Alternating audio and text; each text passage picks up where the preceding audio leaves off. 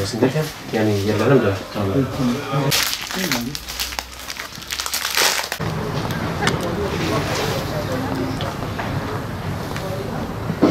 Bismillahirrahmanirrahim. Umut Kervanı Yeşillik temsilciliği olarak inşallah bugün 4. etap gıda dağıtımlarımızı gerçekleştireceğiz. Kayıtlı yetim ve yardıma muhtaç ailelerimize inşallah hayırseverlerimizin bağışlarıyla gıda kolilerini ulaştıracağız. Bu 4. etap dağıtımımız Ramazan ayında. Bu biraz daha Ramazan'ın bereketiyle inşallah. Akabinde Kadir Gecesi'nde kırmızı et dağıtmayı planlıyoruz Allah'ın izniyle. Hayırseverlerimize katkılarından dolayı her sefer olduğu gibi bir kez daha biz teşekkür etmek istiyoruz. Allah hayırlarını kabul etsin.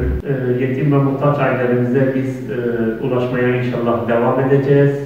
Kayıtlı listelerimizde kayıtlı bulunan yetim ve ihtiyaç sahibi ailelerimize Ramazan'dan sonra da Allah'ın izniyle planlı bir şekilde yardımlarımızı ulaştırmaya devam edeceğiz.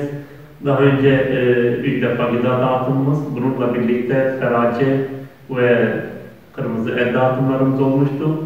Rabbim kabul etsin, hayırseverlerimizden razı olsun. Teşekkür ediyoruz. Allah'a emanet olun.